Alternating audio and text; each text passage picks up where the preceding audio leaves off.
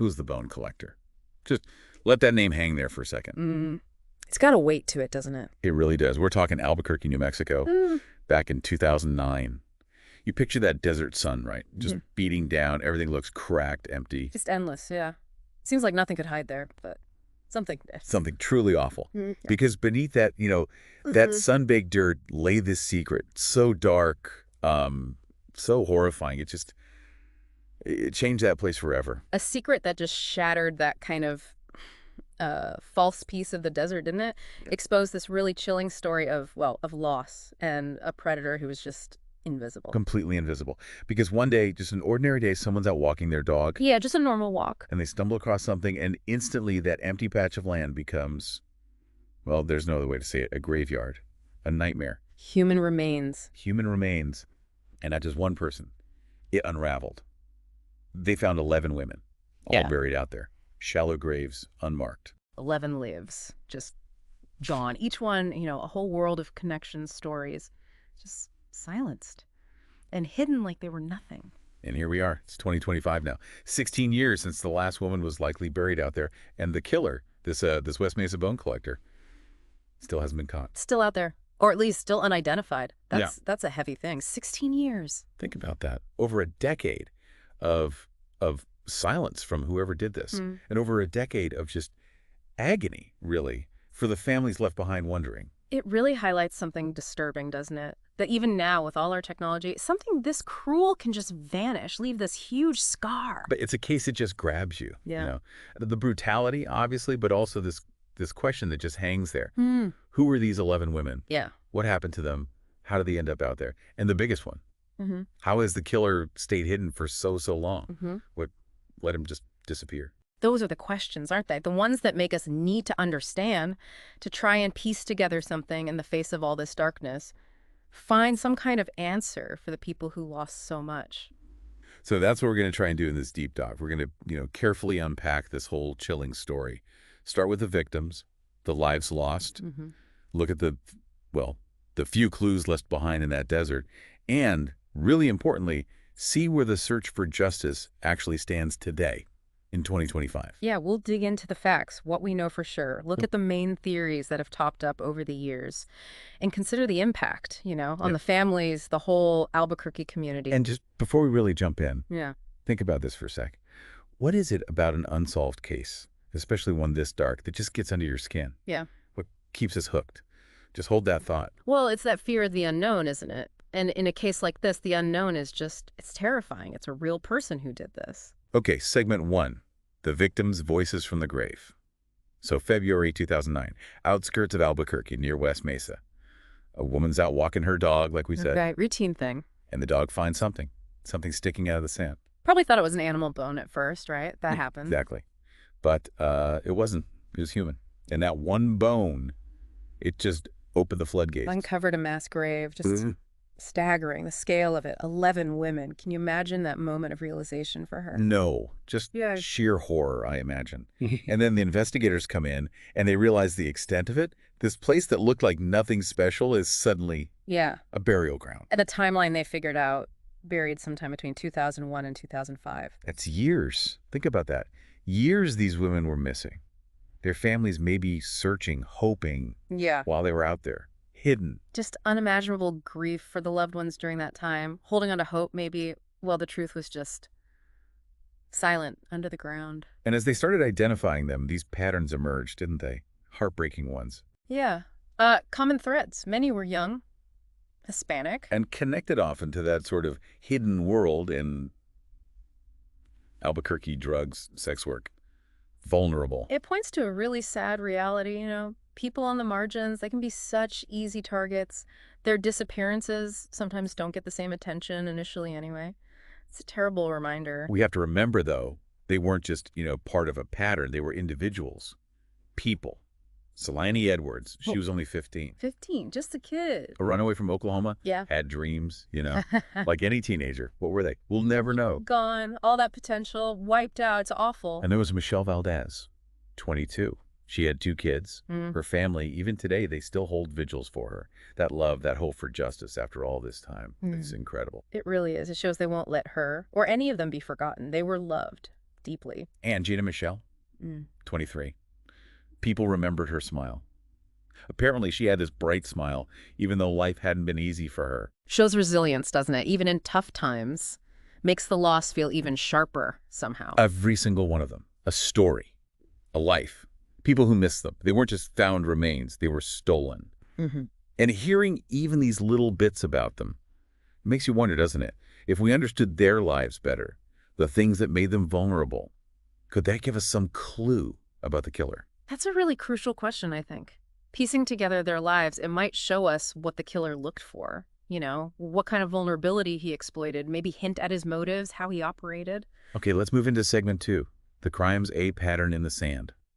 So when the investigators started processing that burial site, the details were just deeply disturbing. This wasn't random. There was a method here. Yeah, really chilling myth. The way they were buried, it says a lot about the killer's mindset, doesn't it? Planning, control, just whole detachment. The bodies were wrapped in plastic, buried in these neat, almost orderly rows, some only like 18 inches deep. That organization in something so horrific, what does that suggest? Well, the plastic, maybe trying to contain evidence. Slow down decomposition, keep DNA from spreading. And the rows, it's calculation. A desire for order, maybe. Even in that chaos, it's really unsettling. And then there's that time gap. Last burial estimated around 2005. They're found in 2009. 4 years. 4 years. That's a huge head start for the killer. Time to just disappear, cover his tracks, melt away. That gap is huge, yeah. It makes catching him so much harder. He could be anywhere doing anything in those 4 years, or maybe nothing related to this. What kind of person has that patience, that knowledge of the West Mesa area to pick that spot and just stays completely unseen for so long? How? It suggests someone who either fits right in, looks totally normal, or someone who's really good at staying off the radar. But the familiarity with the area, that feels local, doesn't it? Yeah, it does. And West Mesa back then, it wasn't totally isolated. It was developing. Construction going on, people moving in. Right, suburbs expanding. Yet these graves just sat there, undiscovered. For years. How does that even happen? Well, even in developing areas, you still get those forgotten patches of land, right? Overlooked spots. Maybe he picked a place he thought would stay quiet for a while. And the condition of the remains. Right. After years in the desert, it made things really tough forensically. Oh, absolutely. Pinpointing exact cause of death. Very difficult. The elements are harsh. But there were signs of trauma. Theories about strangulation, maybe blunt force trauma. What can we even glean from that limited evidence? It confirms they were murdered violently, for sure. There was a physical assault involved. But the specifics, time and the environment really obscure those details. And this question, it just keeps coming back to me. Why did it seem to stop around 2005? What happened? That's one of the biggest mysteries here, isn't it? Did he die? Get locked up for something else? Did he just stop? Maybe move away? Change his whole MO? What do you think? Any of those are possible and deeply unsettling. A sudden stop like that could mean a major life change for him. Or maybe he got scared off. Or just shifted tactics, targeted differently. We just don't know. None of the possibilities are comforting. Okay, segment 3, the investigation chasing shadows. So once the scale of this horror became clear, Albuquerque PD knew they needed help. Yeah. They brought in the FBI right away. Smart move. A joint task force was formed pretty quickly. You need all hands on deck for something like this. Absolutely. And their first job, the most critical one, figuring out who these women were. Putting names to the remains. And they did it. Against the odds, really. Using dental records, DNA, missing persons reports.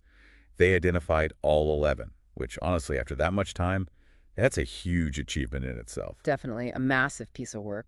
And vital. Gave them somewhere to start, Reconstructing lives, looking for connections. But finding the killer, that was and still is a whole different story. Way harder. Like we said, the desert, it just wipes away evidence. Yeah, that lack of good physical evidence is a killer for investigators, especially in cold cases. Makes it really hard to link a specific person to the scene. You're relying on other things. They interviewed hundreds and hundreds of people. Family, friends, people from the victims' lives, the underground scene. Just casting a massive net. Yeah. Trying to find that one thread, but nothing definitive came out of it. Imagine sifting through all that information, trying to figure out what's real, what's rumor, what's maybe a lie. It's painstaking work. You have to be so meticulous. Look for patterns, inconsistencies, anything that stands out from the noise. There were leads that must have seemed promising at the time, but just fizzled out. Always happens in big cases. Dead ends. Yeah, like that local guy with a record. Died in a car crash.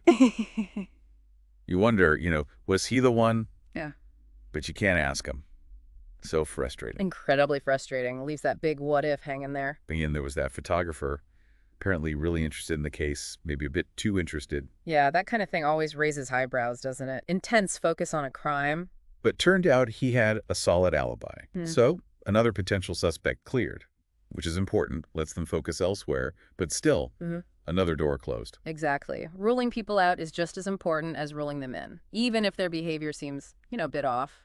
But then, a potential break. Tire tracks, found near the graves. And somehow, they were preserved under the sand. Wow. That must have felt huge. Finally, something physical, tangible. I bet. That kind of evidence, it injects so much hope into a long, difficult case like this, right? A link to a vehicle. Maybe to the killer. A concrete lead, something to actually trace. But they traced them back to a specific model of truck. Okay. A really common model of truck, especially in a place like Albuquerque. Oh. So not quite the smoking gun they hoped for. Not at all. Imagine that high, finding the tracks, and then the low. Realizing it fits thousands of trucks in the city, just gutting. That frustration must have been immense. Yeah, that's classic investigation frustration, isn't it? A great clue, but too common to narrow things down effectively. A huge hurdle. All right, segment 4. Theories. Who is the bone collector? So 16 years since the last known burial. And this person, or maybe people, the bone collector, still a ghost. Let's talk theories. Who could this be? Well, with no suspect, theories are all you have, really. Frameworks to try and understand. To guide the investigation, maybe? The local predator theory feels pretty strong to a lot of people. Someone who knew West Mesa well, maybe a trucker passing through regularly, or a construction worker who was out there during the development. Makes sense geographically, yeah. Someone with the local knowledge, the opportunity to come and go unseen. And those tire tracks, well, they fit that idea, don't they? A truck, someone familiar with those back roads. It aligns well, yeah. The tracks, the location choice.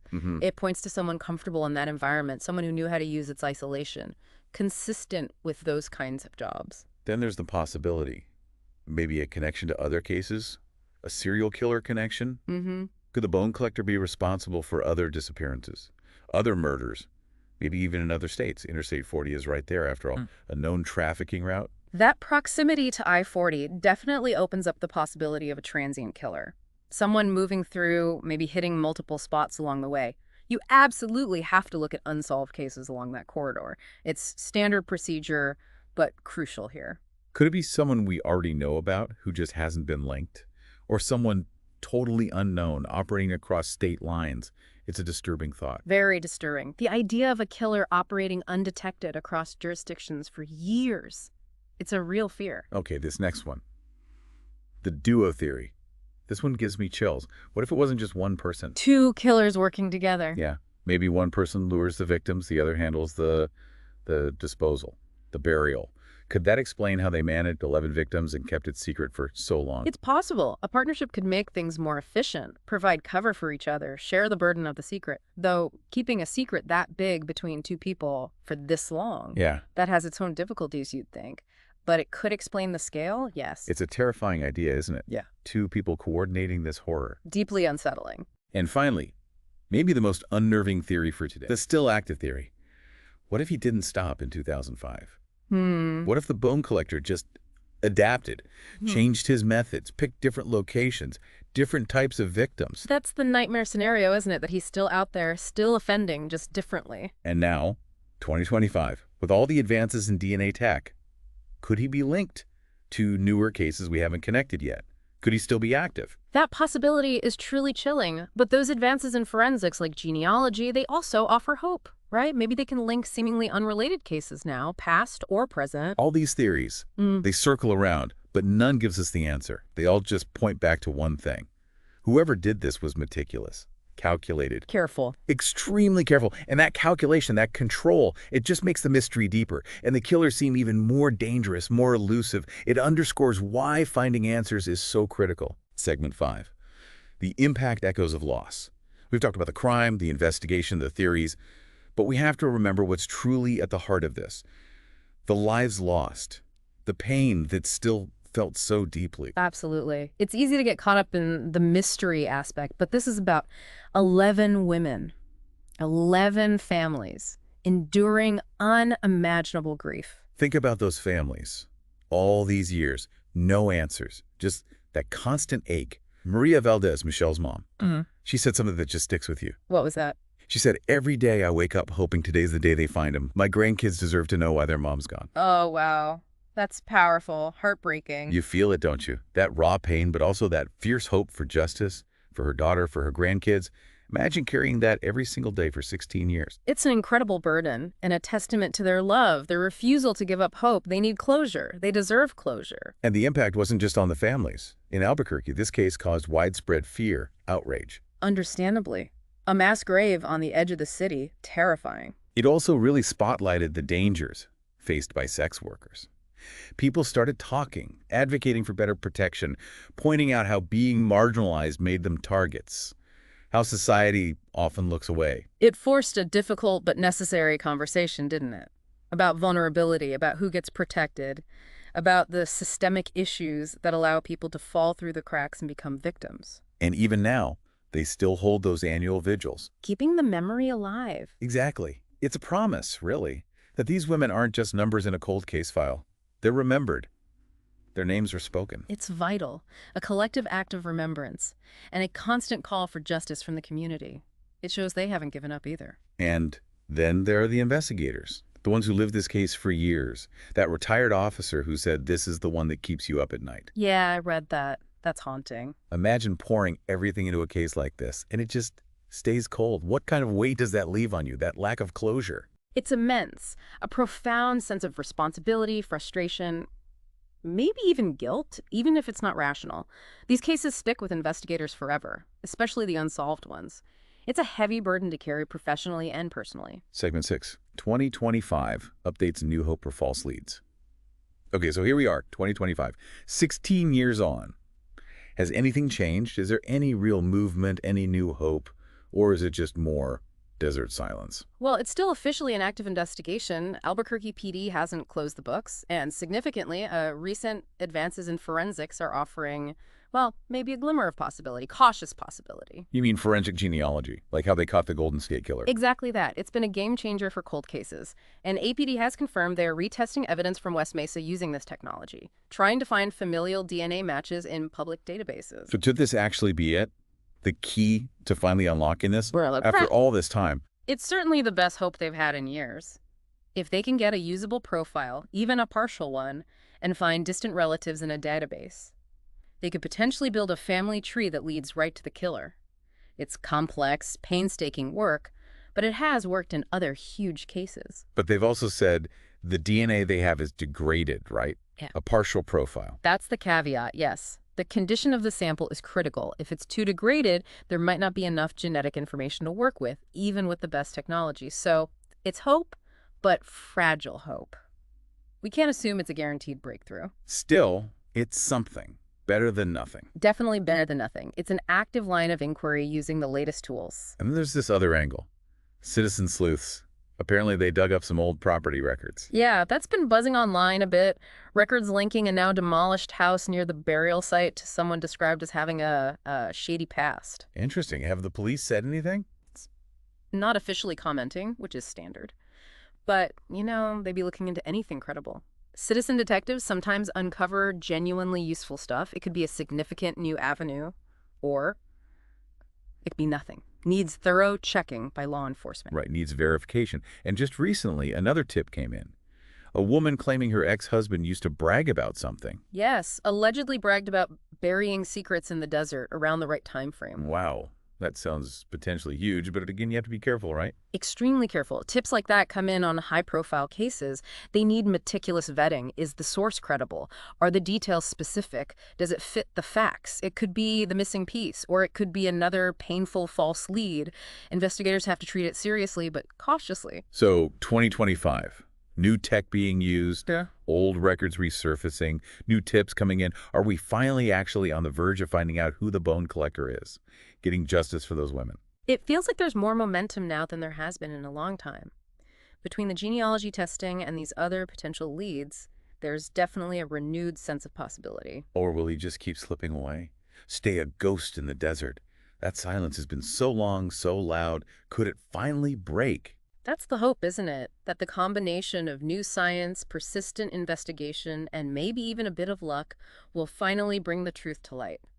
But it remains uncertain. It's still a stark reminder of how hard these cases can be to close, even after so many years. The question hangs heavy, doesn't it? Will justice finally come to West Mesa? Outro. This case.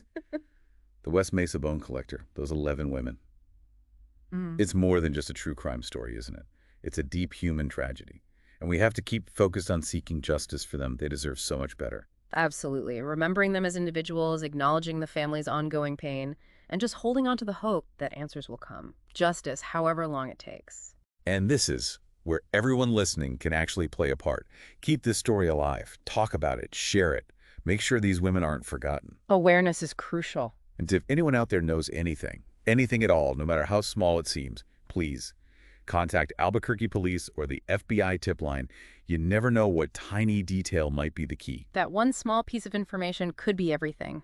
Don't hesitate. And maybe consider supporting groups like the New Mexico Victims Alliance. They do really important work for victims and families. Yes, victim advocacy groups provide essential support and resources. They make a real difference. So as the sun sets over West Mesa again tonight, those graves are silent. But their story isn't over. The bone collector has been a shadow for way too long. But shadows can be caught. Exactly. Shadows can be caught. And now, 2025, new tech, maybe new leads, a community that hasn't forgotten. Yeah. Are we closer than ever? Could this finally be the year the desert gives up its secrets? Just think about that. Time doesn't erase the need for justice. And hope remains. Hope that even the coldest cases can find resolution and bring some measure of peace to those who've waited so long.